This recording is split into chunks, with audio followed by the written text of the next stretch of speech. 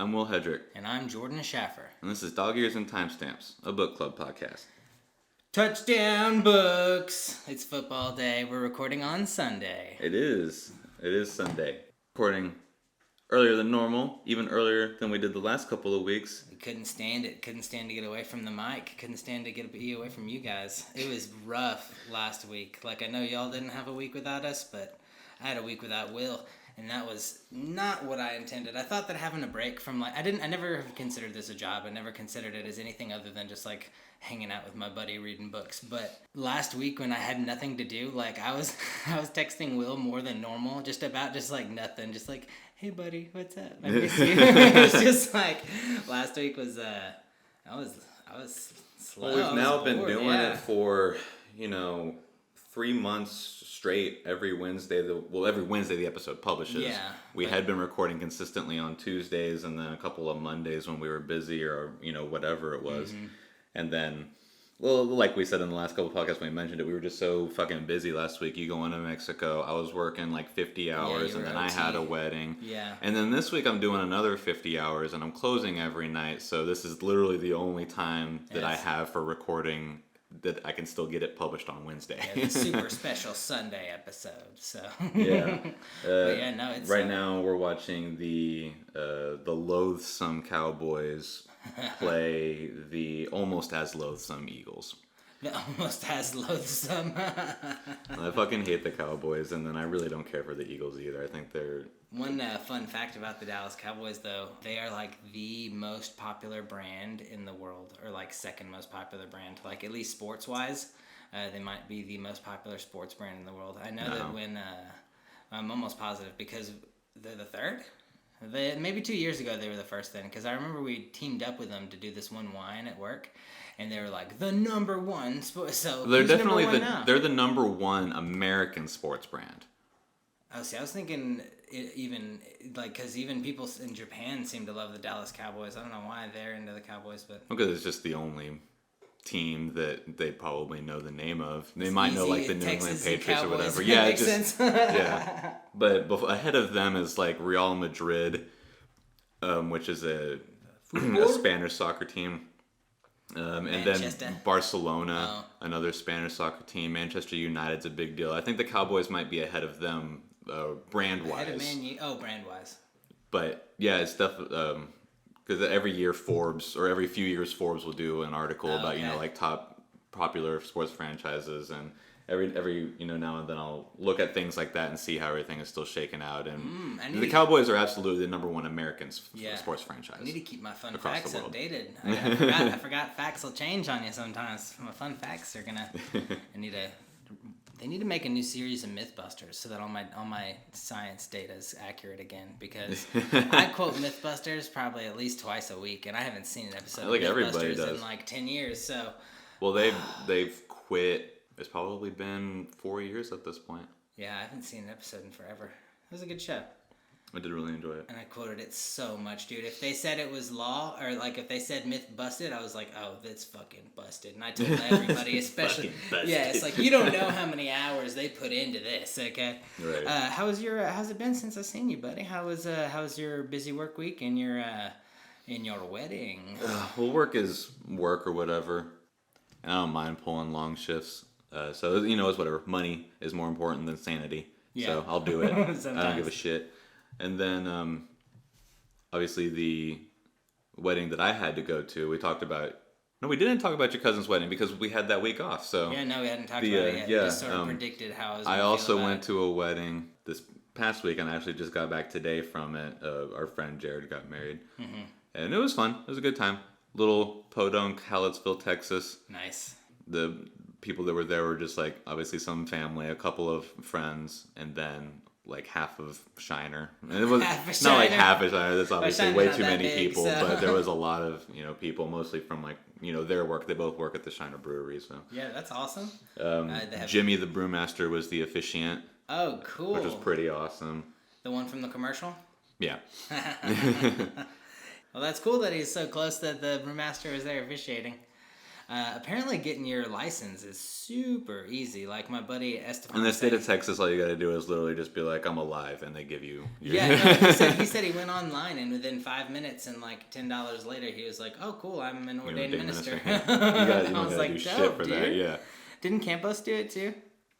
I don't think he did. Oh, I thought he always joked about doing it, and he was gonna ordain Terry's wedding because it was. That's what he said he was gonna do. Because it was him and Jill.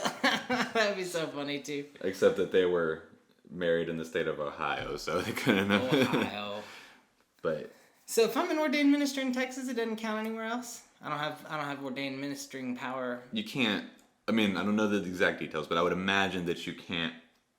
Come on, Will, you need to know the details on this. Well, there's like there's a thing in the States called full faith and credit, which means that if you've got papers from another state that declare something like a driver's license, voting license, your birth certificate is a federal document, but it'll say things like the state. Yeah. If it's an official document from a state, another state must recognize its validity. Yeah, so like a gay marriage. But a person, but an officiant who has their the powers given to them from another state, I don't think can go to another state and declare things in the name of that state. Okay. So if I was an ordained minister for the state of Texas, I couldn't then go to Florida or New Hampshire or something like that and be like, I couldn't declare something because I'm not in that state. Yeah, you don't have any power invested in you by the state of where you are at that point. It's in the words, in the rules at the end. It was cool. How was their ceremony? Was it like a... It was short and sweet. It wasn't like a Catholic the way wedding? That it should be. Fuck no. Thank God. God, Catholic weddings are brutal. I went to a Catholic wedding. I went to a combo Catholic wedding confirmation, which was like the longest, most amazingly brutal thing that I've ever... Maybe not that I've ever sat through. I'm trying to think of other things that I've sat through that were awful, but that was pretty fucking awful. Fucking graduation anywhere is awful.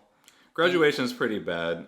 I felt like the only ones that I ever experienced were when we were playing, and then yeah, I don't think I've been to like maybe one college graduation. I went to my aunt's, but I was young enough that it didn't stick with me if it was awful. I don't know. I don't remember it being awful. No, I went to and then all of ours, we were only either playing in the band, so it was easy to zone out and just play music, or when we graduated. That's so funny. And then you're just like, at least for me. So I always, going back to Jared, he's Hayek, I'm Hedrick. So literally anything, I was right behind him. Always together. For all of the state standard testings, I sat behind him. Anytime, we were getting different assignments or something like that, I sat behind him. And then obviously for graduation, I sat next to him. So all we did was just talk shit about everybody in front of us. It was fun. Y'all even lived close together. Yeah, we were like around the block from each other until we moved to Fulton. And then even then it was just like around the block and down the street. Almost the same distance. But yeah, anyways, cool, that Catholic growing up. Wedding confirmation thing was awful. But so then, like we mentioned half a second ago, you went to Mexico for your cousin's wedding. That looked like a lot of fun, the pictures I saw from Alex. Yeah, it was cool. On his Facebook. It was a lot of fun. I mean, the first day I got there, it was weird. It was like a lack of sleep, and I was working and packing, and it was travel, and it's just like, I don't know if I was in a bad mood or just, I don't know what happened, but I couldn't do anything that first day. I didn't hang out with anybody, didn't do anything. I went to sleep. And then the next day, though, like I got up, I walked to the beach, I went to go get a buffet. All the food there, surprisingly, like that's my favorite part about vacation a lot of time is going and get all this food that you've been like, I don't know if you diet or whatever, like a lot of times I'll diet and then you let yourself cheat on vacation. Yeah, you cheat on vacation. It's an excuse you give yourself. Yeah. So I was just eating pancakes and... Dude, it was fun, but it's funny because like you think the food at a resort, it's like, this is gonna be, the best food ever, dude. All of the food, imagine par food, just like good food. It was like 1 or 2 points under that. Like it was just under being like, wow, this is good. but after eating just like under good food for like a day, then you're like, okay, it's starting to get better. It very quickly got to be like, okay, this is. Once you get over the disappointment part of it, yeah, you just look for what you like, and it was weird. I realized I'm a lot less like, I don't like to be served very much. Like I don't like to be catered to very.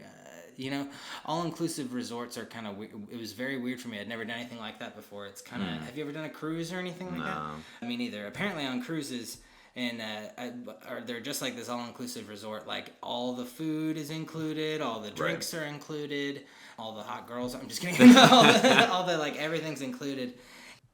It was just very weird because like you still tipped some people. Like you would tip your bartenders, or you'd tip your cleaning lady at the end of the week, or whatever the case was.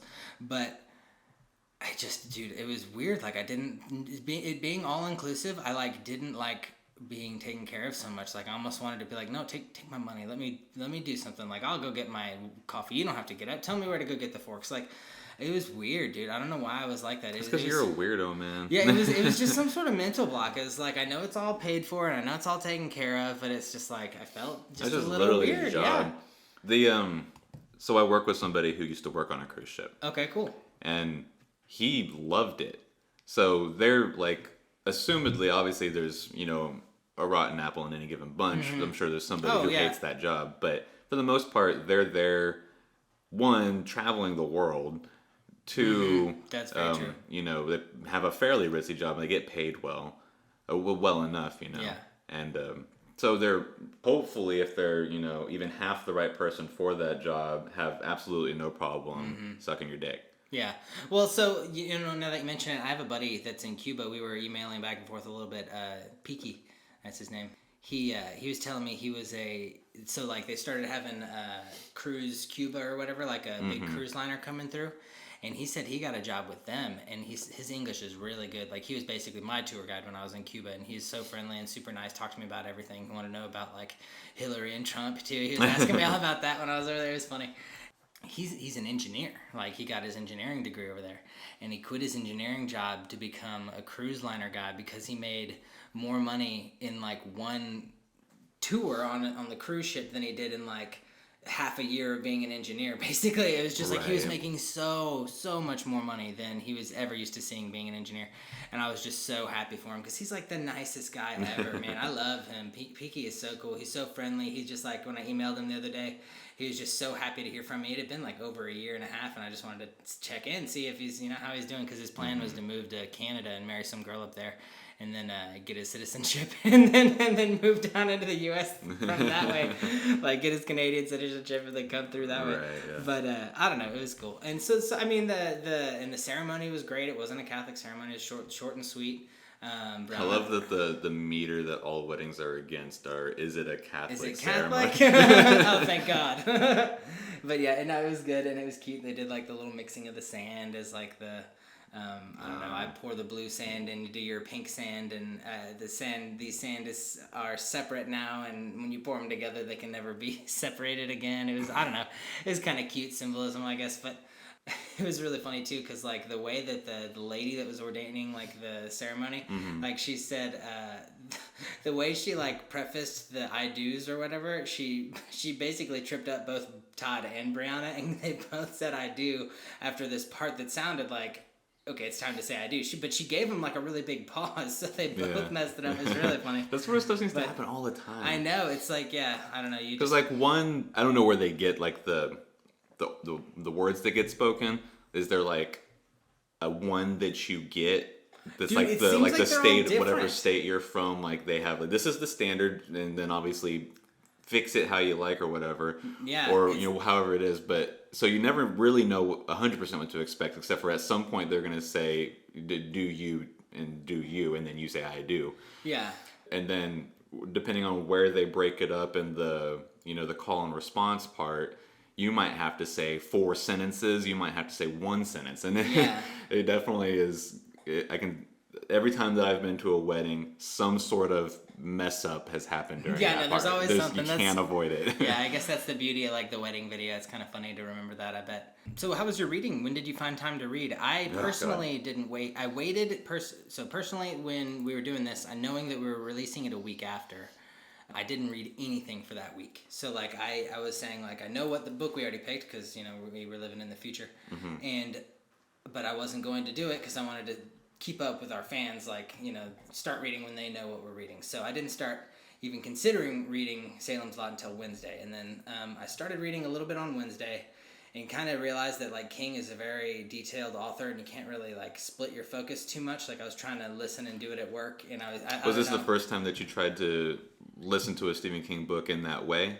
Well, I mean, the other times I had listened to King, it was like I was listening to the Dark Tower series, and it was just like I knew I was going to listen to it a couple times over through, and it didn't really bother me if I missed certain things at work, and it was a lot more mindless shelf throwing back in those days. The day I tried to do it, it was like they're switching me from a new store to another store, so I was trying to like make this one store look amazing, and then I was getting a bunch of texts from my boss trying to. It was just there was a lot going on, so it was a bad day for me to start, and then that probably gave me a little bit of a sour attitude about trying to listen to it at work. So then I didn't really give it another shot until yesterday when we decided we were going to record today. And I listened to a little bit more yesterday, and I tried to do some at work today, but I still couldn't. And then, no, I didn't work today. Sorry, I tried to do some yesterday at work, but I couldn't. And then today I woke up kind of late. I slept in, and then I was like, shoot, Will and I are recording today. Time to focus on my homework. So and it was fun, dude. It was the first time I had like a lot of fun just taking notes about something. Not that any of the other times I didn't enjoy it, but this time it felt more kind of like setting aside time to do homework, you know. And then as I was doing it, I was like, this is fun, you know. I'm having a good time. And I've never analyzed a King book so thoroughly like as we're going through it the first time through. Yeah. Usually I just know I'm going to listen a couple times, and I try to pick up all the details as I go through. Right. And I'm sure I'll read this book again as you know the years go on. Maybe not immediately after like I typically do with his works, but. That's a lot of times what I do with my favorite books, like especially if I listen to it in audio.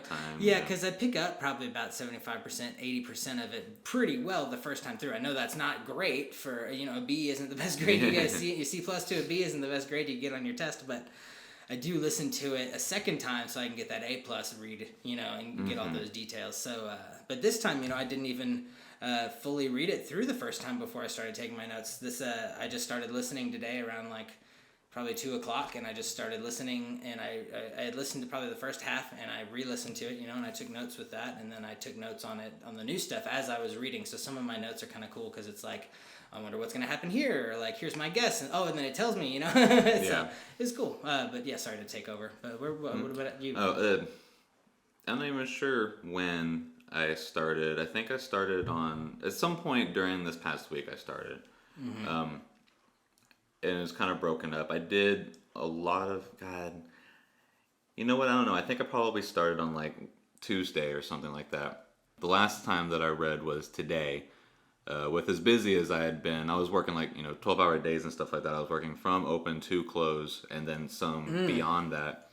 So I would come home from work, not really have time to do a whole much, maybe get like 10, 15 pages in and then go to sleep. Tuesday night, Dad came up to Austin, and then we went to Houston to go see 21 Pilots in concert. All right. So that was a whole, like day blocked off. Yeah, no time for anything. I read some last night after the wedding when I got back to my hotel room, and I read probably to like about halfway through chapter 3 at that point, and then when I got home when I got back home from the wedding in Hallettsville, I watched like maybe 30 minutes of football with Kenneth, and then I went upstairs and finished reading so that I could then start taking notes for tonight. Yeah. So I was definitely down to the wire in the same way that you were. Even more so, I was taking notes longer than you were today. Yeah, I mean, your notes are always better though, so I love the note going over section of our meetups. It's very, very interesting to me because like I'll miss a certain detail and it'll be fine to me. Like and miss that detail, I'll figure it out later. You know, that's just. It is always interesting to see what other people think is important. Yeah, definitely. And you and I we always pick different stuff that we think is going to be important. That's probably the beauty of it. So that's awesome, man. So like we both kind of just it's really fresh for both of us. Then that's Especially since I effectively read it twice, or I certainly read the majority of chapter 3 twice today. Oh, yeah. Awesome, man. So, like, you want to hop right into it? Yeah, let's just go ahead. So, starting with the prologue, it opens with an excerpt from George Seferis's The Return of the Exile. George Seferis was a Greek poet, and Return of the Exile is in the same vein that a lot of old Greek poetry and stories talk about nostalgia and how that can change everything, in the same way that like Odysseus comes back from his journey and it is sort of like disenchanted with what he sees because it's not what his nostalgia brings to him. And then the same things with pretty much every Greek story or something and stuff like that. And it talks about just that idea, and that's sort of a bit of a stage setting for what is going to happen in the story. Because as we find out later on, Ben's going back to Salem's Lot, thinking that he's going to find something. Old friend, what are you looking for? After those many years abroad you come, with images you tended under foreign skies, far away from your own land. George Seferis. And then the second section of that poem is a call from his friend that he's talking. Oh, really? Or it's from the person that... So that's the friend asking, old friend, you've come back, blah, blah, blah. And then it's the friend saying, I came back, blah, blah, blah. I'm looking for things, but things have changed. I'm looking for my old house. I'm looking for blah, blah, blah. And they go back and forth. He says, friend, don't you see your old house? As you spend more time here, you'll get used to the way that things are, blah, blah, blah. But then things keep disappearing, and then finally at the end, the person who has come back doesn't even hear his friend that he's talking to anymore, because his nostalgia has ruined his image of what actually is so much that he can't see all the things that are there, and he can't hear his friend anymore either. Dang, dude, you just blew me away. I didn't know anything about that. Did you know that poem beforehand? Or? No, I looked it up. Still, though, that's cool, man. Like, I didn't take any time to read. I didn't even know that poem was there, dude. I just listened, like, in my version. I'm sure that was there, but it just didn't stand out. But in my version, it was just like a 12-minute introduction by Stephen King, and he was talking all about his inspiration for the book and blah, blah, blah, blah, blah, blah, blah. But it's cool. I like hearing Stephen King's thoughts and stuff, and... But that's cool. I didn't know anything about that poem. That's a pretty big foreshadow, if you ask me. Yeah, I think that it having at the beginning, I didn't really know exactly. Like I got the general ideas. Like, okay, well, he's looking for something. I get that, and then going into it the second time after having run through it, I was like, okay. But that's how it always is, right? You exactly. catch more shit with the second or third time through. Yeah, that's so then, anyways, awesome. We start with the prologue. After that, opening stage set, a man and a boy are traveling across the country, stopping in places for different periods of time. They end up in a border town in California. The man was once an author and is waiting to hear back from his old publisher. Random House. Yeah.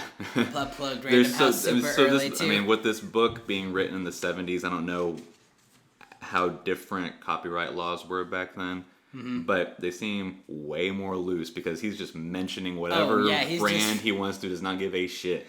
Yeah, and he wasn't anything back then. This is like his second or third book that he's ever written. Not that not that Carrie didn't explode when it came out, but and maybe a lot of like copyright laws were the same or whatever, but maybe people just weren't as sue happy as they are now. Yeah, we're a little trigger happy, huh? But they end up in the border town in California. He's waiting to hear back from his old publisher. The boy is described as being quiet. They both seem to have come from a town in Maine called Jerusalem's Lot, where something awful happened. The man regularly checks the Portland Press-Herald for news of the town. So everywhere that they go throughout their journey across the country and then also when they end up in the border town, he checks for papers from the Portland. Okay. And so whenever he can find it, he gets the Portland Press-Herald to see if there's any mention of Salem's Lot.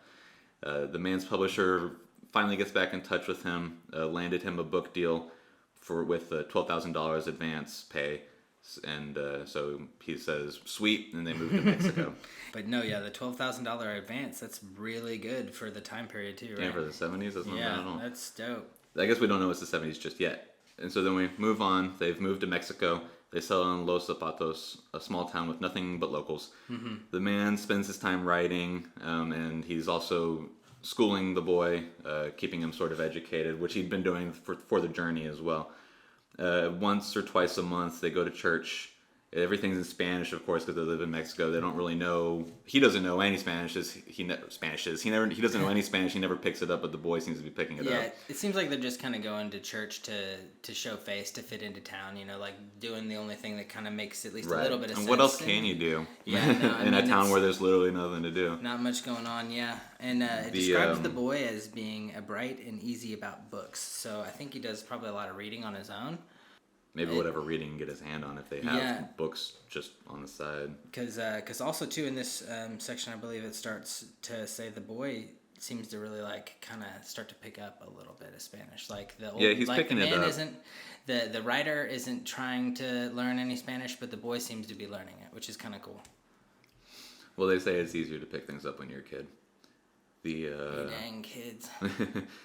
Boy decides that he would like to join the church. Oh, yeah.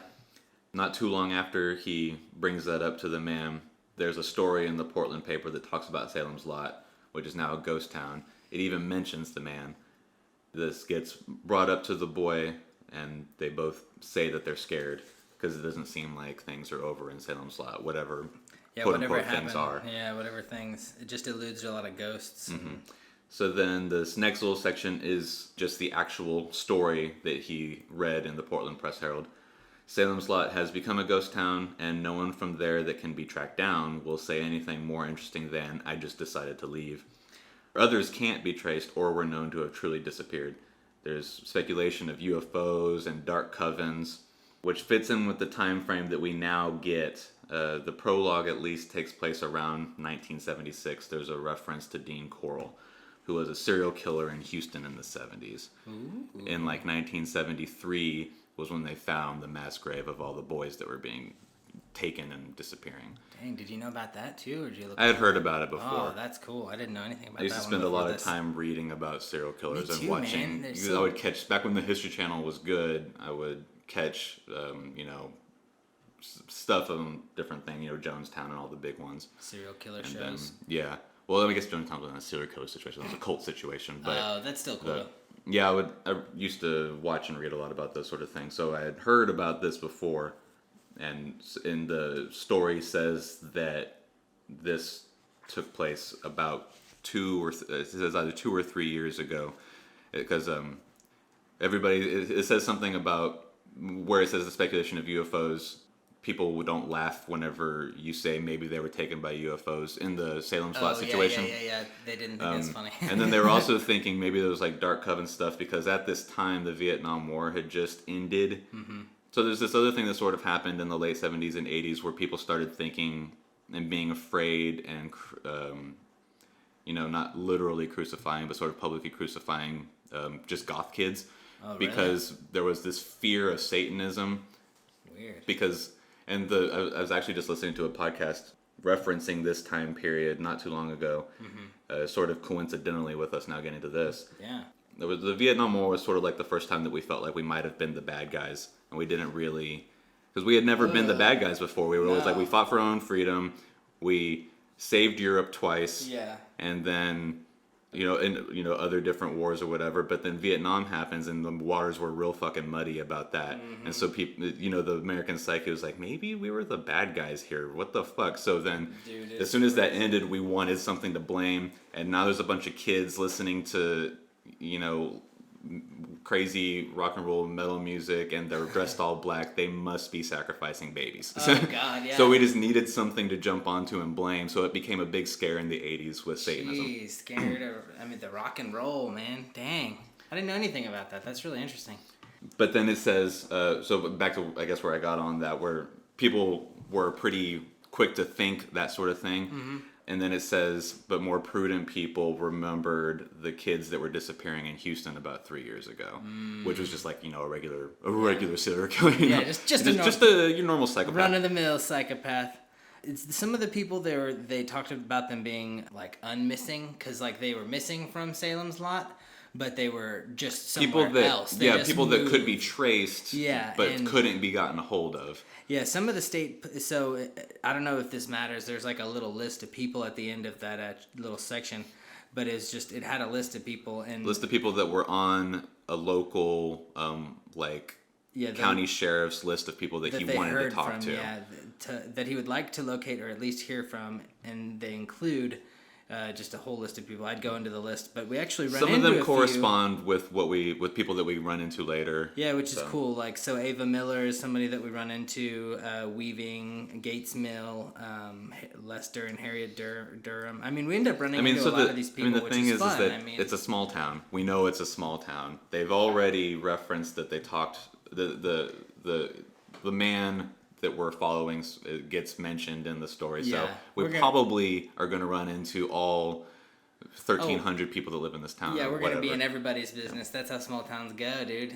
The moms and their walking groups in the morning or whatever, so all the gals get together and walk in the morning and start to gossip. Unfortunately, the Cowboys won. Woo, go Texas. You're not a Texas fan, bro? Fuck the Cowboys. I'm a Houston Texans fan. I prefer them, yeah. But if they're not playing... Dallas teams are bad people, and people from Dallas are bad people. I will stand Just by brush that with a broad stroke. Yeah, I don't give a shit. I will throw that blanket. That's awesome. Anyway, moving on. Yeah. So the boy joins the church, and as part of joining the church, he makes his first confession and confesses everything, which we can assume is everything that happened in Salem's Lot. The church's priest calls on the man to speak about the boy's confession. The confession was pretty unbelievable, but the priest has seen pretty unbelievable things before. It describes a few crazy things. What is that supposed to mean? The priest has seen unbelievable things. Well, it describes a couple of them. It's like, that was just me, surmising. But he says something about a man brought him a lizard that was screaming like a woman. Oh, I do remember that. Yeah, that. And yeah, then that he was saw freaky. somebody with stigmata. Oh yeah. I even wrote that scene: a screaming lizard, stigmata, man bleeding. Oh yeah, dude, I remember that now. So he's seen some, out of his hands and his otherworldly things. So he's not. And then I think it also mentions that he does not believe that the boy is lying either. Oh, so he's not even just going off of, well, I've seen crazier things. He truly believes that the boy is 100% honest, or at the very least, the boy believes what he's saying. Yeah, which, So he calls on the man to talk about the confession. He asks the man if he understands what they did in Salem's Lot. So they've done something in Salem's Lot. Aside from whatever crazy, awful thing happened, they made a decision and did something. Yeah. The man says, yes. Yeah, I know what we did. And the priest says, what do you intend to do about it? The man says, I don't know. Yeah, The priest says, I'll pray for you. All right, well, I'll just pray for you. I'll do what I can over here on my end, but... Dude, that is so funny. I love that he just I know. We did something not good. But, yeah, that's a lot of foreshadowing. It's a good build, I thought. And maybe it wasn't even something that's, bad. Not good. Yeah. Because the priest doesn't seem to condemn him at all. No. Maybe he recognizes that it was a necessary thing, but something that's definitely fucking with the boy. Yeah. So we continue on. The man has a nightmare, wakes up and calls for the boy, wants to tell him, I'm going back to Salem's Lot, will you go with me? They're freaking out about it because they know what's going on. And then the man can't sleep. He remembers everything going over everything that had happened, and there's a little bit of emphasis on a snow globe paperweight. Does the boy go with him? Didn't seem like it. There's no closure on that interaction. That's what I thought. He says, will you go with me? The boy says something like, do you love me? And the man says, yes, of course I do. And then they cry a lot and they're freaking out. And then it ends that scene, goes to the next scene where the man is just going over everything that had happened in the past. Yeah. And then it ends, part 1, The Marsden House, open with an excerpt from Shirley Jackson's The Haunting of Hill House, which is a book that was written in the fucking 30s or something like that. I looked it up very briefly. I didn't do any real research on it, but it seems like just you're kind of running the... I shouldn't say running the mill, I have no idea, but it's just a horror book. I think The Haunting of Hill House is that new Netflix show, right? Maybe they're doing a Netflix show, I don't know. Yeah, I think that's a Netflix show right now, The Haunting on Hill House or something like that. It's also definitely a book from the 30s. Well, yeah, it's a trendy show on Netflix right now, I believe, as well. So, that's fun. Good for who I believe is the deceased Shirley Jackson. Yeah. Her book became a show. Yeah, she finally did it. And then, chapter 1. Chapter 1, Ben 1. Ben 1, yeah. Unit 1. It is September 5th, 1975. Ben Mears is traveling to Salem's Lot, where he spent some time in his childhood. He is both excited and apprehensive. We learn his wife died some time ago in a motorcycle accident. Once he takes the exit for Salem's Lot, he sees a house on the hill that brings him to slow his car down to stop. It is at this time that we find out that the car is the same car the man from the prologue drove. So, Ben Mears was the man in the prologue. Yeah, we now know who the man is. Yeah, we've met yet to find out who the child is. Or the boy. Yeah, we don't know who the boy is. The house that he sees on top of the hill is the Marsden house. The titular Marsden house. Yeah, the topic of a lot of conversation coming up, yeah. One of 2 huge things that happened in this town. We continue on. Ben drives up to the Marsden house. He has a lot of remembrance about whatever it was that happened in his experience with the Marsden house. He resolves to inquire about renting it for the duration of his stay. he seems to be trying to find something for his writing by being back in town. Yeah, it almost feels like he's trying to write either about like just because it seems like Salem's Lot has a ghostly nature, but then like once we kind of point our scope a little bit more at this house, it almost seems like he's trying to focus some of his writing on the house. At least to me, it comes off as maybe we're trying to learn more about the house. We get that later on. I think at this point, he's trying to draw on something from his past. Because his wife dies in the motorcycle accident, he gets described as being in a darkness at this point. Yeah, and the house and so he's trying to get back to something that was magical to him, to try and get back into some sort of mode where he can, positively create. Okay.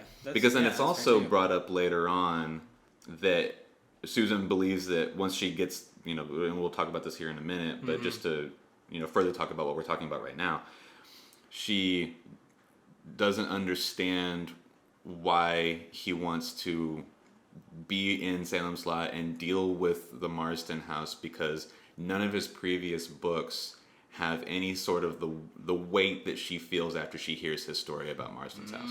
Cool. So it's not congruous with his writing, the sort of like heaviness of the Marston house, but for whatever reason he's trying to get back into the only thing that he remembers being magical. Okay, I can see that.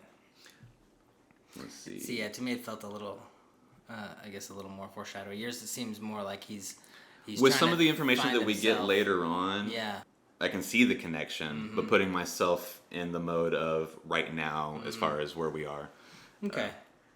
Yeah, I guess maybe too, just with it being in the title, or with like the first thing we read is like a little excerpt called, and like the whole book, like book 1 of this section is called The House.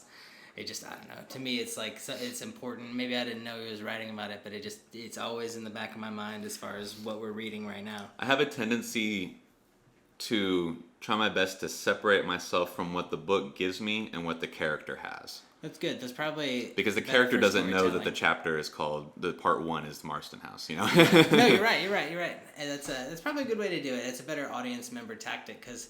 I'll straight up, like, in the reason we didn't go over the author's notes is because it gives you a couple spoilers. So, I mean, and I'm ready to read those spoilers. Like, spoilers don't really bother me. It's always kind of the journey getting there that's more fun. So, y'all know that's typically why I'll listen to a book and then listen to it right back over. It's like, I don't mind knowing all the little spoilers, but getting the details is kind of fun. I enjoy the story, all the nitty-gritties. But, anyway, onward, Will, please, if you don't mind. Chapter 2, Susan 1. Susan Norton is sitting in the park, reading a book, and meets Ben Mears, the author of that book. They talk about the book. She's a big fan. They go to get ice cream. Yeah, she's actually reading his second book that he ever wrote called Air Dance, which he was only actually proud, I think, of his first book. They go into some little flirty gossip about, like... I think the first book was his successful one, or his more successful one. Yeah, that was the one he got famous for, probably. Is what it sounded like. Yeah, and then Air Dance was the book she was reading, which she's a huge fan of his. She actually is reading the library's copy of Air Dance. Yeah, and asks him to sign it, and then he's like, "What are you gonna do?" And you're like, "Well, I'll just buy it from the library." I'll just steal it from the library. And so he wrote, a little to the prettiest girl in the park, Susan, from Ben, whatever his last name is, Mears, from Ben Mears. And it was a cute little thing, and then they end up going on a date. And yeah, they go to like this ice cream parlor where they continue to talk about things. Finds out that he says that he lived in the town for 4 years, because she asks him, "What are you doing here?" Yeah. He says, "Well, I lived here for 4 years. I've come back to try and find a little something on, working on a book, and I thought that this would be a good idea to come here." We also find out that Susan is an artist. She's got some aspirations to leave the lot, what they call Salem's Lot, the lot sometimes, to leave the lot for New York or really anywhere. It seems kind of like Ben is a little bit of a worldly guy at this point. Like, I don't know if he's traveled around for doing like a lot after. Yeah, I don't think that they don't seem to mention mention where he goes, or we don't get any towns or cities mentioned of where he goes after he leaves the lot, and then and I think she even asks him.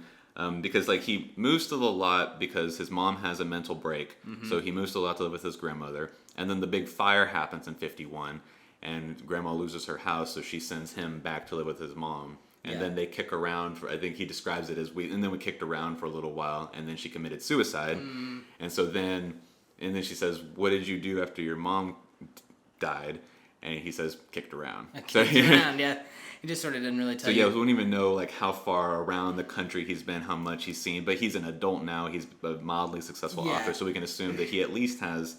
Because I guess where you're going, saying he's worldly, is that he gives her some advice about going to New York. He's which is like, cool. Don't just go to New York unprepared. You got to do it this way. Yeah, she had these dreams to become, an artist up there, and like you said, that he gives her some really good advice. I thought, honestly, and it was just very like. Either you've been there, or you've been thinking about it, or you know people that have done it. It seemed like he had some worldly experience that you don't get from a small town. Right. He's also, I thought about doing the math on it earlier, but I was focused on finishing the notes, so I didn't do it.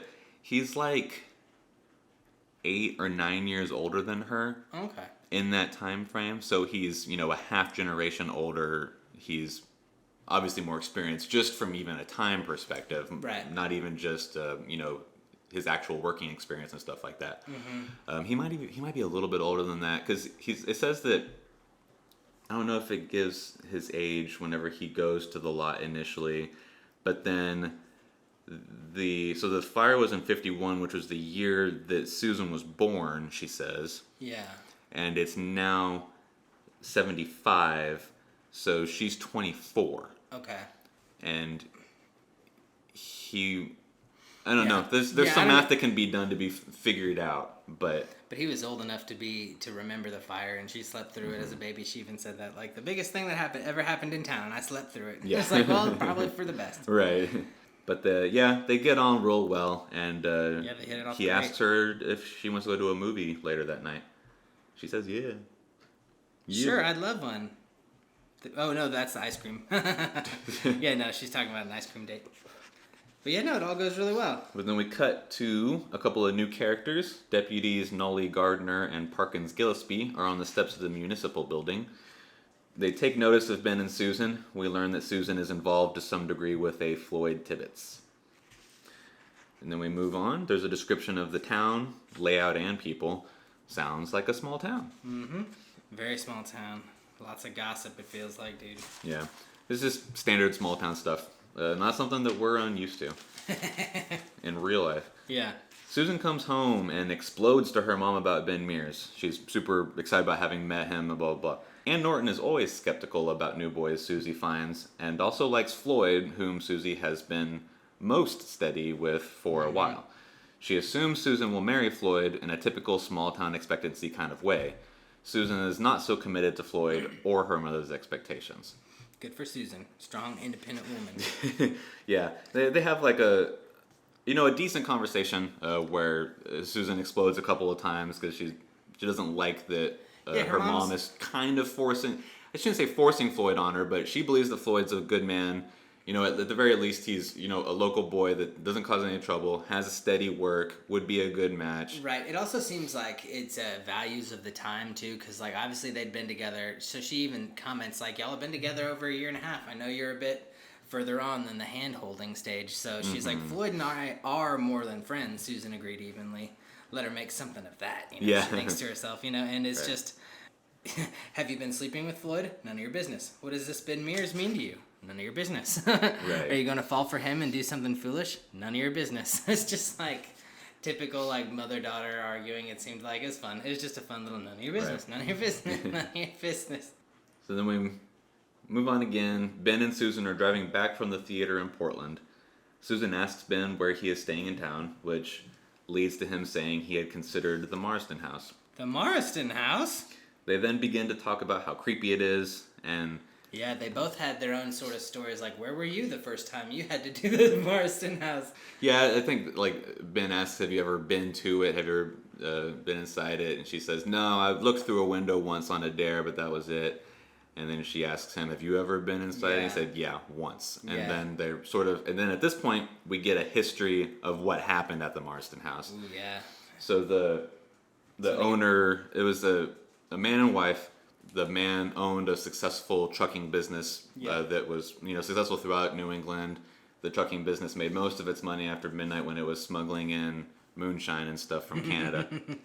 At some point, the mailman sees that they haven't gotten the mail in like 5 days, so he goes up to hand everything to them physically and be like, yo, get your fucking mail. Like, what are you doing? Finds that nobody answers the door, and then he goes around back, finds the wife with her head blown off in the kitchen.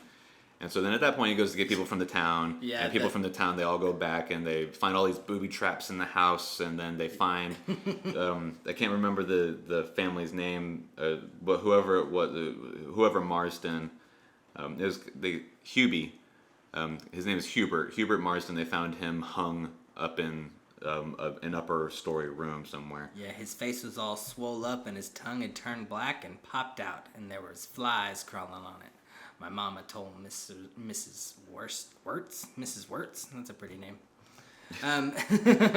Presumably, Hubert Marsden kills his wife, rigs up all these booby traps throughout the house, and then hangs himself upstairs. There's some other weird things that they find in the house that may or may not end up mattering, like what you had taken down. There was some books that he had taped dollar bills on every page and stuff like that. So who knows if that ends weird stuff. Yeah, that seems so ambiguous that I have no idea how that could ever play out to anything, or if it's just the habits of a crazy man. Yeah, exactly. Knowing King, you just want to think about all the little details that he leaves, just thinking that maybe something is going to be relevant later, like those dollars or whatever it is, like just any old thing. It's just right. Really, yeah, it's a well painted picture. It's good. So then after we get this history from the author about what happened at the Marsden house, Ben then gives his story of when he went inside the house. It was part of an initiation. He wanted to get in this gang. Yeah. Because he's a kid. He wants to hang out with the other kids that are doing cool stuff. And they say, okay, well, if you want to join the club, you got to go into the Marsden house and bring something out so that we know that you were in there. Go steal something. So he gets in through like a window, finds a snow globe on the first floor, but then he's like, no, I'm really going to fucking prove it to them. So he goes upstairs, and then he opens a door and says that he sees Hubert Marsden's body hanging in the attic, which is crazy because this is now 50 years later. Yeah. And Susan's like, you can't have actually seen it. Do you really think that you saw it? And then Ben says, maybe I didn't. I don't know. But it sure maybe there's felt some like it. sort of because and throughout his story and everything that he's now built up in his own mind as well about what happened, he is on the verge of believing there's some sort of supernatural effect that's happening at there's some sort of evil heaviness, some presence of the Marsden house that it says something about like given the imaginations of a 8-year-old, however old he was, 8-year-old boy, and the sort of terror that was happening, that gave that it manifested a shape for that presence, and that took the shape of Hubert Marsden's body hanging. I mean, when I've been a kid, like scared in the dark, and I'll see like a pile of clothes on the chair, and it'll look like a monster or something when I open my eyes. Like I can, we all have crazy. I've definitely I've seen like different things. Ben seems to be describing that there's an actual evil happening. Oh yeah. And it took grasp of the child's imagination and manifested itself as an actual thing. Exactly. Yeah. This was much more than just like the darkness playing tricks on your eyes. It's definitely starting to build up a supernatural element for us to latch onto. Yeah, it was very cool. You're right. That was well said. So then Ben says, "Hey, if you want to." They're still on the drive back from Portland. Yeah, still on their date. He says, if you want, you can come hang out with me at the boarding house. You can't come to our room because of the boarding house's rules, but we can hang out on the porch. I've got some liquor. Coke and Bacardi. Yeah, I got some Coke and Bacardi. Classic. Then we can, continue to hang out if she wants to. So they go back. Whenever they get to the boarding house, Ben says, "Hey, sit on the porch here. I'm gonna go grab the stuff." And when he comes back, they notice that there is a light on at the Marsden house. Ooh. So they drink and talk, and they're just, spending time. Yeah, enjoying each other's company. We don't get any details about it, yeah. Then Susan says that she likes him Susan tells Ben that she likes him very much. They kiss, and she invites him to dinner the next day. Yeah, things are going very well. It's one of those things, like, you don't just... He makes a comment that it's happening too perfectly. Yeah, you just sort of fall in love, and that kind of seems what he's doing. It seems like he just kind of fell ass backwards into love. He takes her home, and they talk more about the Marsden house on the way home. Then, whenever he's back at the boarding house, he's getting ready for sleep. He looks up at the Marsden house and thinks back on all of it again. End of the chapter. Chapter 3. The Lot One. So now we're going to talk about all the townspeople, what they're doing. Yeah, we learn all about the townspeople, and the cool thing about chapter 3 is it breaks it down into different time periods. It's almost hour by hour. It's really cool. Yeah, he shows you like what's going on during what point of the day. It takes you through a whole bunch of different characters, and in a very, I don't know, a very fun fashion. It kind of feels. Some of them are more interesting than others. Yeah, Some of them, for what we can see now, have more pertinence to the story than others. Yeah, it's really it's fun because just like you try to pick what's going to be important from each little character. I think more than anything, it's introducing characters that even if they're not doing anything important right now, they're characters that we're going to visit again. Yeah, and this is very much an ensemble cast. Yeah, it's fun. Some just like we were going over in the notes, they're only like 3 or 4 paragraphs, and it tells you just enough. It almost feels like every single one of them has a point. Like there's a point to all of them, and it's just trying to figure out what it is. For most of this chapter, for the characters that we haven't already been introduced to, it's definitely just giving us an idea of who these characters are. So we start with Hal and Jack Griffin, who are 18 and 14 respectively. Nice. They're getting started, this is at 4 a.m. They're getting started on the morning milking and barn work. Hal hates school. He talks about how he wants to leave school and just start working on the farm. Forget education, doesn't need any of that for doing farm and the farm business. It's about who you know, not what you know. Yeah, that was a fun little thing. It talked about his dad, never had more than a 6th grade education and he couldn't do any math, but he's like, that's why I had an accountant, Right, yeah. It just doesn't make sense to him. He wants to he hates school. He says, school, fucking for Christ's sakes, school. Which I relate to. The way he realizes he doesn't need any of it for what he wants to do. He wants to run the dairy. He knows that he doesn't need anything beyond that. The way it spells for Christ's sakes too is like fucking just for runs Christ's it all together. Christ's sakes. Yeah. That's basically what that is. It's talking about the dairy farm. Yeah, it's just an introduction to those two characters, that they are the sons of the dairy farmer, and Hal hates school. And 4:30 a.m. The milkman Erwin Purinton is making his routes. He's thinking about retirement, his bitch of a dead wife, and his dog Doc. It's just the way he'll give you so much info about certain people that like, oh yeah, that fucking bitch. It's like we don't even know anything about her, but instantly it's just like we're on this dude's team. She gets described twice by 2 different people as having been a terrible woman. And speaking of, go right into it. 5:15 a.m. Ava Miller, the owner of the boarding house that Ben Mears is staying at, is making her breakfast ahead of her day of chores. Whenever Erwin comes by, the milkman, she talks with him for a short bit, and she has a mental comment about how he should be the happiest man in the world after that hellcat of a woman that he hooked up with died. So like everybody knows that she was probably not the nicest lady. No, she doesn't sound great. But yeah, that whole little section with Ava Miller, it just seemed like she's just a good old lady, a good old Southern gal. Everybody in this town gets described as just being, just good old folk.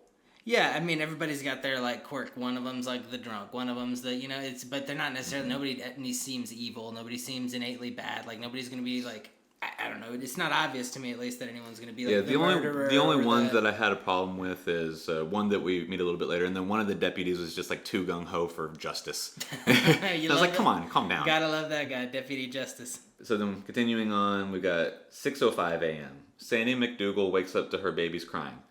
She goes to feed Randy the baby and finds he has thrown shit around and has it all over him.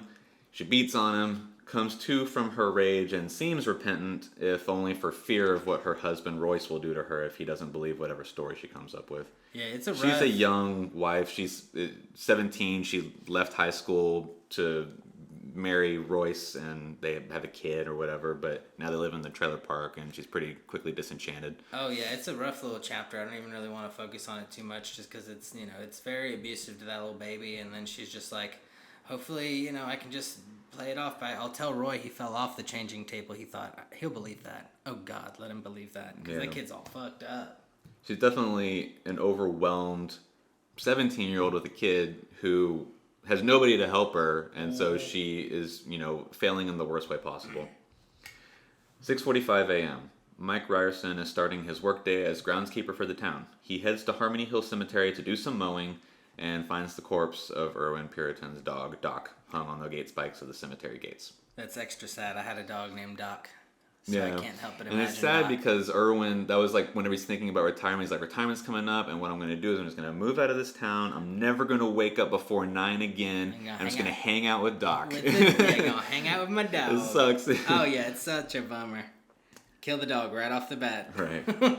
8 a.m. Charlie Rhodes is a vet that drives a school bus, and he is a real particular asshole. This is one of the two people that I said I had a serious issue. Or I guess not, I shouldn't say serious issue, but I don't like him because he's just an asshole for the sake of being an asshole. Mm-hmm. It seems like. He seems like he's justified in being an asshole, and he believes in what he does. It says that he enjoys being the school bus driver and... Yeah, it's the and tiny, having his tiny justice kingdom. in his... Yeah, that's all it is. Yeah, tiny kingdom syndrome. He's got his bus and he's the boss, and you don't break a rule. I think just to prove the point, he ends up, like King writes, that he kicks kids off the bus for passing notes. Like, not even being loud. Literally writing a note and passing it. It's like, dog, you are a loser. That's the kind of person that I would have gotten in a lot of verbal fights in if I was one of those kids. Oh, God, yeah. Those are the people that gave me detention.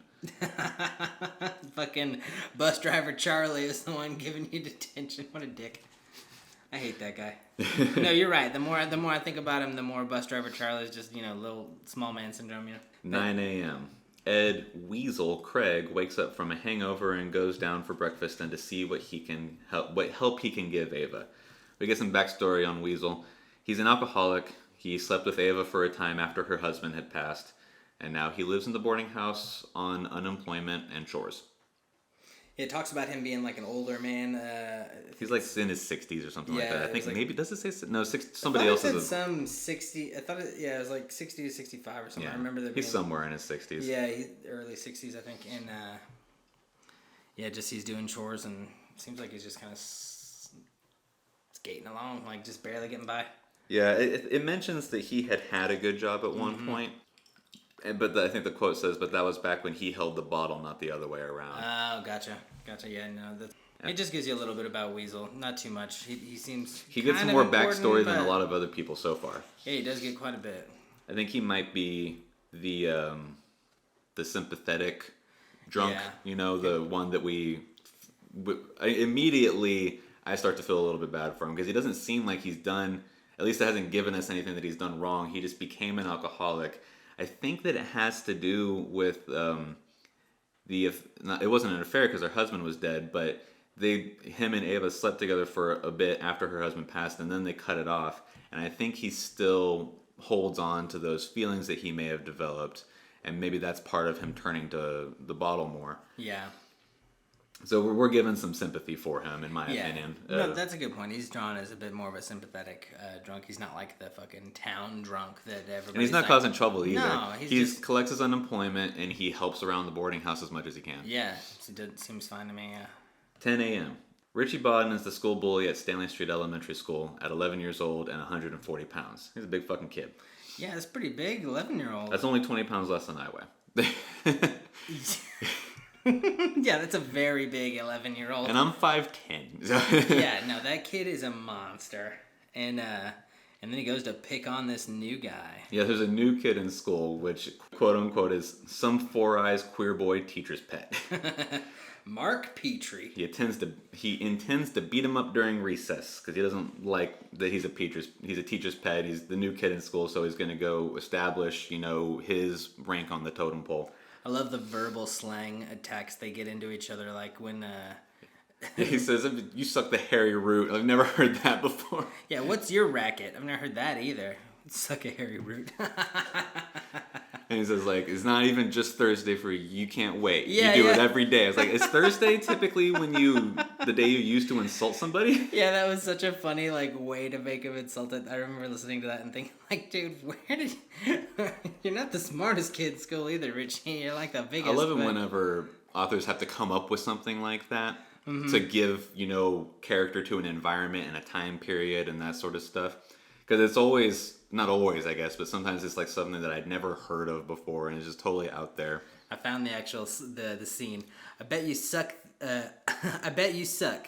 You know that, Four Eyes?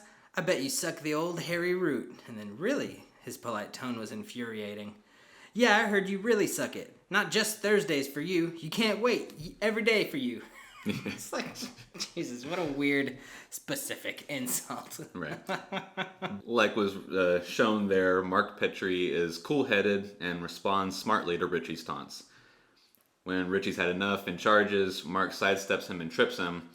And then there's a weird sort of part where he then thinks, while he's on the ground, I have to take advantage because if he gets up, he's going to beat the shit out of me. Yeah. And I can't run away from him forever. This isn't like a street fight where I can get around a corner and get out of sight. He's going to just follow me around the playground. Yeah. And then it says, he thought all of this in 1/5 of a second. Like, fuck off. What is this? I didn't even notice that part. That's so, like, just building him up to be like this, like, he's obviously not a genius boy, but he's like this. I feel like that's a step too far in describing that he's a smart boy. I already felt like he was a cool-headed smart kid at this point. Cool, but then I don't need to know that he thought of it as lightning speed, you know? Well, that's very, so like this is one of the, something that happens early on, and I'm going to reference it again, Ender's Game, where like the kid, he has to show that like, you know, I'm not going to deal with a bully picking on me regularly. Well, it's the classic sort of like establishment of characters in a hard situation, in the same way that, you know, the old saying about going to jail and just punching the biggest dude in the face immediately so that nobody else will fuck with you, you know? Exactly, yeah. That's kind of what it is. It's saying that same exact thing. Yeah, just if he didn't stop him now, the harassment would never stop, so. Yeah, and he knows that he has to take advantage of the situation, him being on the ground, so he jumps on him, brings his arm around and starts, you know, pushing on it, you know, threatening to break the arm, and eventually, Richie relents and is shamed. Yeah. For shame. Don't pick on the new kid, not Four Eyes. Not this. Yeah, what is he? Some Four Eyes queer boy teacher's pet. Yeah, he apparently is a black belt in jiu-jitsu or something. 11:15 a.m. Dud Rogers is the dump custodian. Has been since 1956, and he loves it. D-U-M-P, the dump custodian. Yeah. Every time I hear that, I always think dumb. I know you're not saying dumb. I know it's dump, but... He rummages for copper and other things worth selling. He finds the fires when he burns trash pretty. He likes to shoot the rats that run from the fires. Yeah, he seems pretty thrifty. He definitely is not PC because he drops the faggot bomb, which is not super cool. He talks about having sold an old bed frame. He'd found a two-splintered spool bed with a busted frame. A gay person, but in the book it describes it as a faggot. Yeah, and like you said, his favorite two things about working at the dump are that he gets to light fires to a lot of the trash, and then so he'll like pile up a bunch of stuff, and he'll light it on fire, and then he'll take his .22 and he'll wait for all the rats to run out from the fire because he's burning their house. Yeah, and then he shoots them. He's just he's a weirdo. Yeah, he's a little bit of a weirdo, but he's very, very happy with his life. Like there's a specific point in this little section that it says, oh, it's the very last sentence. Life surely was grand. He loves his life. He's simple enough that that's all he needs. And you know what? More power to you, I guess. 12 o'clock noon. Lawrence Crockett is the lot's second selectman and proprietor of Crockett's Southern Maine Insurance and Realty. He also seems to be a lecher.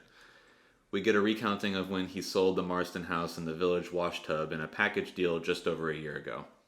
A Richard Throckett Straker came to purchase them for $1 and the papers for a plot of land near Portland that would soon be bought for what he says will be more than $4 million once the shopping center goes up. Mm-hmm. There's a couple of other conditions to the deal that talk about. Straker and his partner need a lot of silence and cooperation from Crockett. Yeah, I remember like listening to this deal and it being kind of like, I literally wrote in my notes like epic. Like it felt like a super, I don't know, it was a very...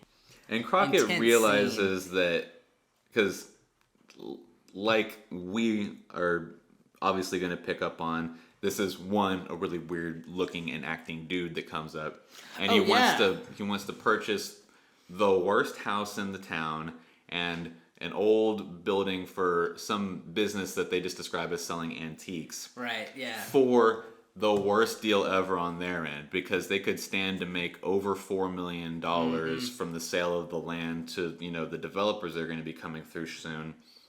And Crockett's like, why would you do that? And to the point where he then says, I have a couple of conditions too. Whatever illegal shit y'all are obviously doing, I don't want to know about. Yeah, don't tell me anything. So they're obviously like, whatever their plans are, even Crockett is like, I can tell that y'all just don't care about the money. Y'all are going to be doing something totally not above board.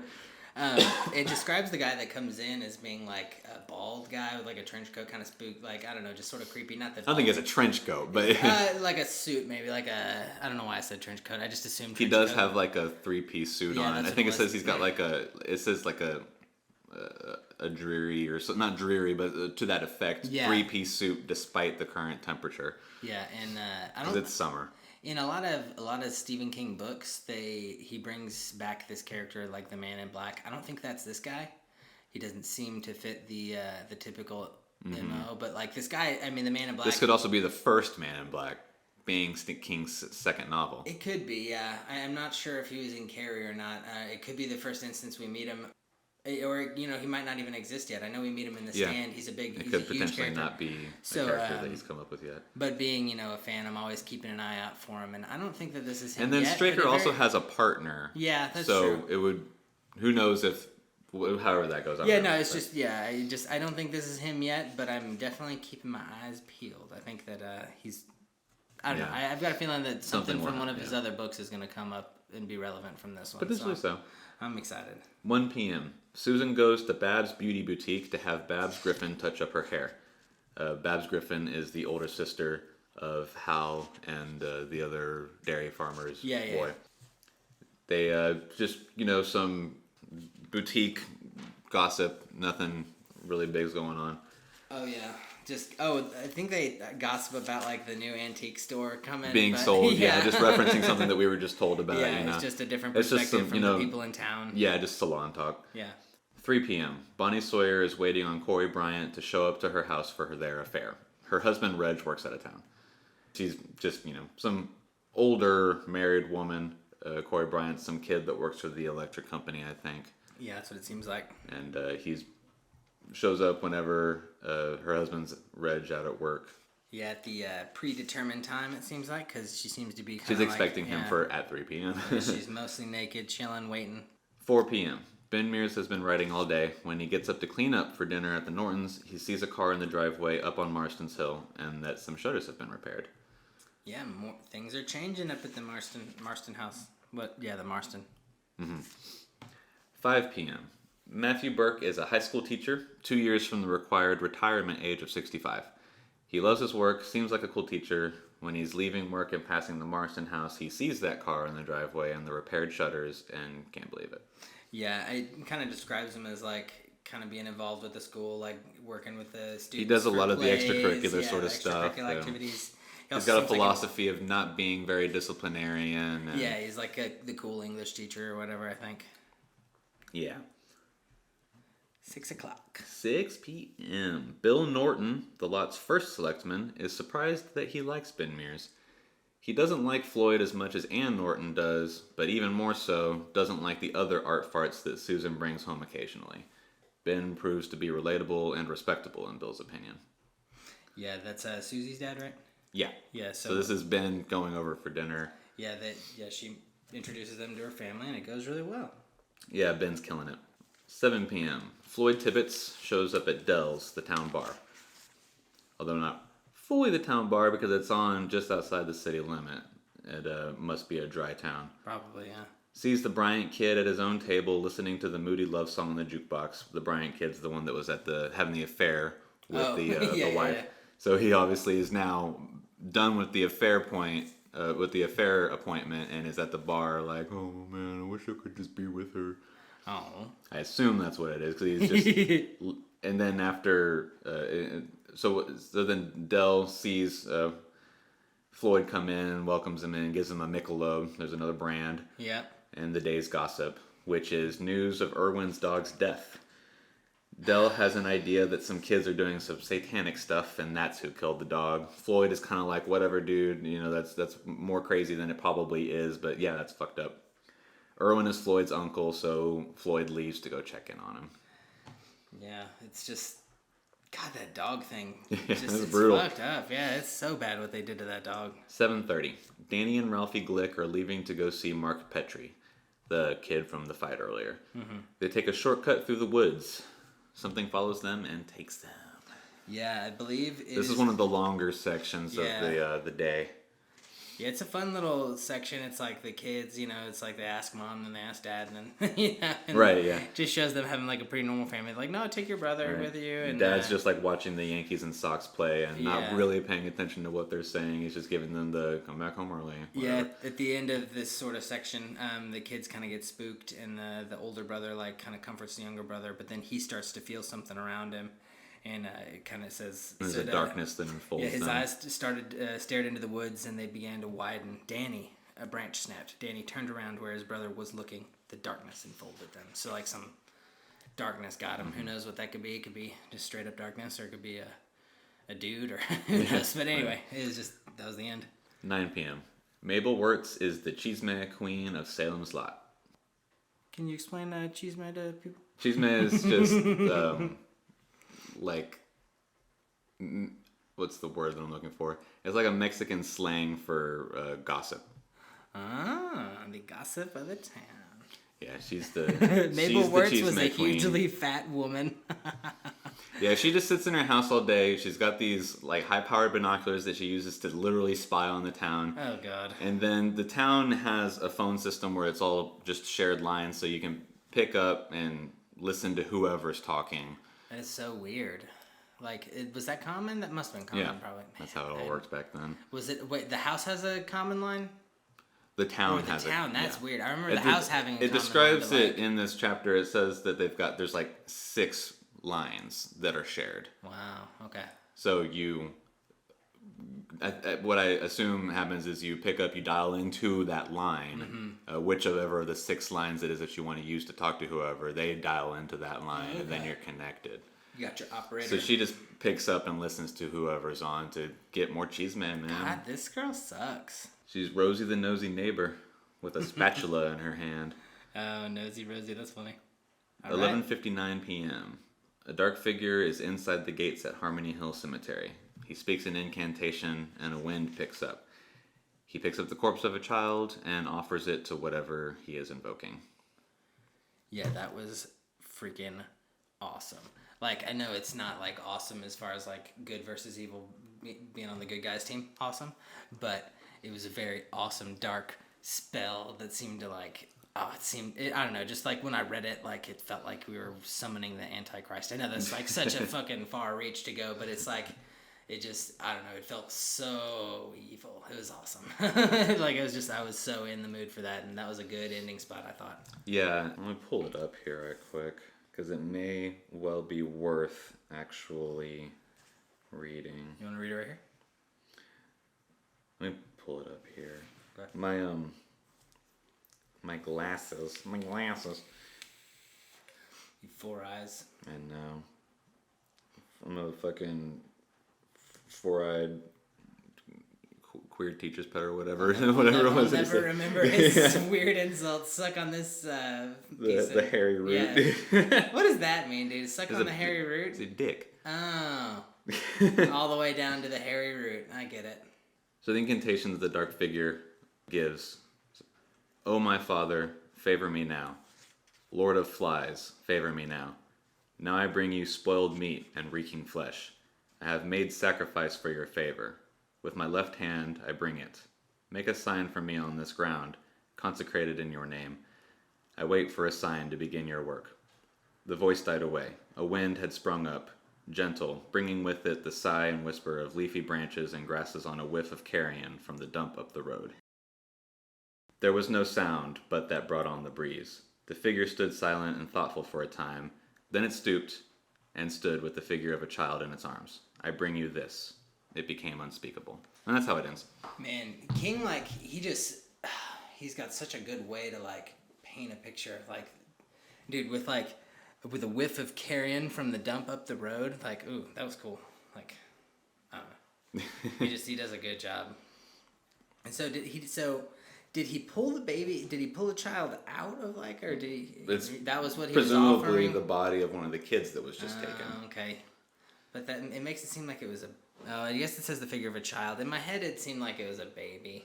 I don't know. Even though we were hanging out with kids, but I was thinking baby. So, but it was cool.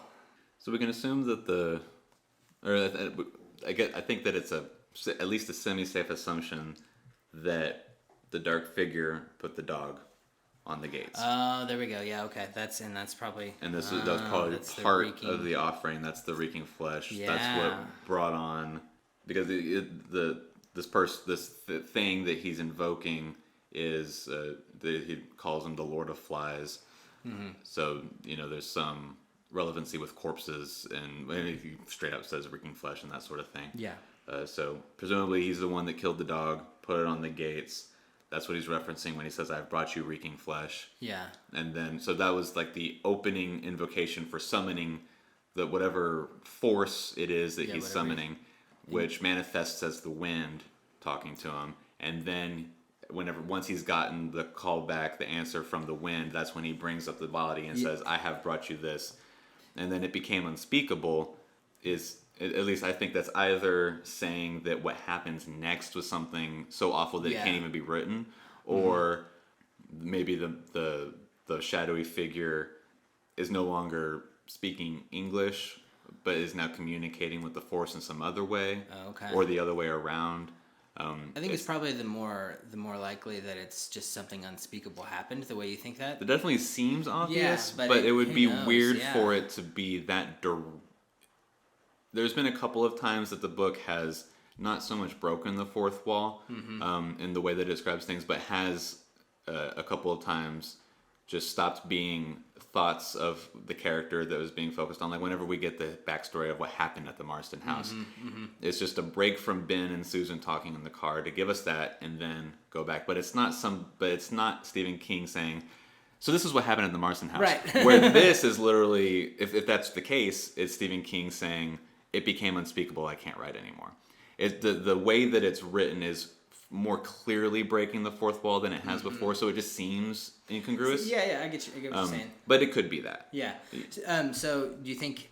So that there were two kids. Do you think he's already? What has he done with the other one? You think? I wonder. Saving it for later. Saving it for another thing. Yeah. Wonder if he keeps him alive. This is when. Wonder if he's the boy. From the prologue. Wonder.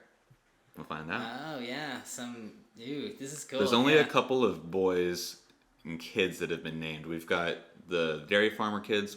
Mm-hmm. We've got the two that are one we know to be dead. Mm-hmm. Well, actually, we don't actually know to be dead. It says he rises with the figure of a child, so he might not even be dead. He might just be knocked out. It could be a different kid for all so we potentially know, both. It's the one it's got to be the two that they told us were abducted. It's got to be. So the two of them could either be dead or alive. I think by them saying, specifically using the language "figure of a child," is purposeful. Right. Likely not dead. Yeah. Could be dead. Could just be a red herring. Just a thing for us to speculate on when it potentially doesn't matter. Yeah. So we've got those four kids. We've got the bully. Mm-hmm. We've got the smart kid, the genius that thinks in fifths of seconds. Mm-hmm. And that's it, right? There's no other kids that have been mentioned. So any of those kids could potentially be the boy. Yeah, other than, you already said that. The boy, the one that from I the thought prologue. We left in Mexico, but he could be here. So the prologue is after everything that's happening so far. Oh, really? So. How did I not figure that out? I thought he was going back to Jerusalem. I thought he was going back. They're going to again. Ben Mears is going back because he needs to continue writing. I see. The man is running from Salem's Lot with the boy. And then they realize, because then they talk with the priest, and the priest says, "Do you realize what you've done?" And then he's like, and then he has the nightmare. He's like, "We've got to go back to resolve whatever happens."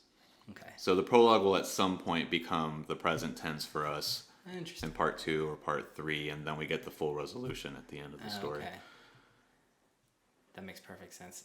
No, that's cool. I don't know why. Yeah, no, that's great. See, that's one of the best parts about this club for me is because re-listening to it, that would just be so much. That'd be perfectly obvious probably the second time through. But then this first time, I just sort of thought of it as part of the story. I just thought of it as introducing something that happened to this guy, and then it was telling us the history about Salem's Lot. Something happened, and then we're going back. And I thought this was all of us going back, but this is probably the birth of the story, the birth of it. What tips it off is when we find out that Ben Mears is the man, right? Because the car is the same, right. It's a Citroen, but just like a European manufacturer. And it's so specific of a manufacturer. It's not like he was just in his Ford F-150 or, his Even Chevy that's Impala super or whatever. Yeah, specific enough for them to call it like the model. But even if it was just the man got in his Chevy or got in his pickup or something like that. Yeah. But no, this is like a specific European manufacturer that was probably more. It gives you no doubt of who it is, basically. Yeah. It absolutely 100% gives away. So you know that the man is Ben Mears,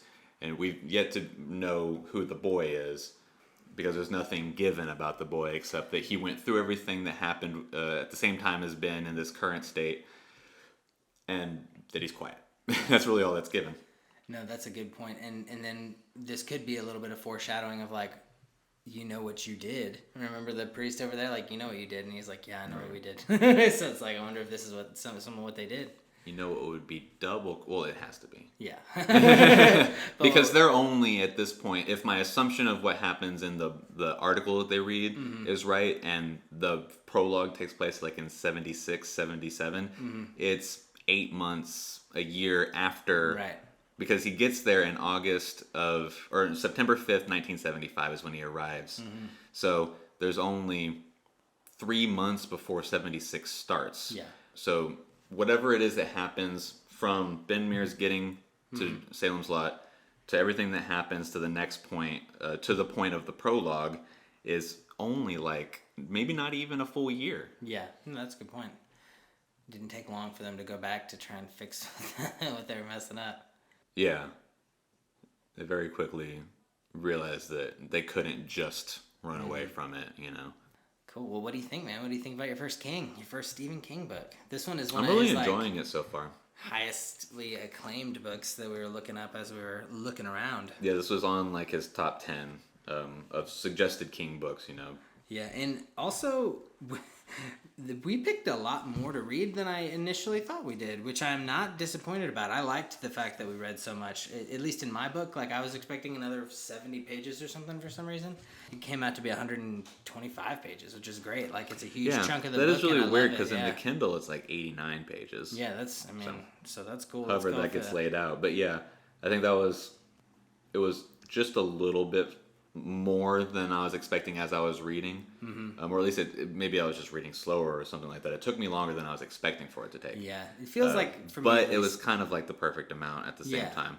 Exactly. Story-wise, what we get out of everything, we got a good amount for the purposes of this episode. Right, we had a great bit to like go off of. There was quite a bit of like meat for that story that we can like just sit here and digest and talk about. But it was No, it takes us to a good point as well, where we get set up for who I think we can assume are the two primary characters, Ben and Susan, and then introduction to the sum of the other characters. However important any of them are going to be, we'll obviously find out. And then we get the catalyst, where the shadowy figure, the dark figure, begins whatever mayhem is going to ensue.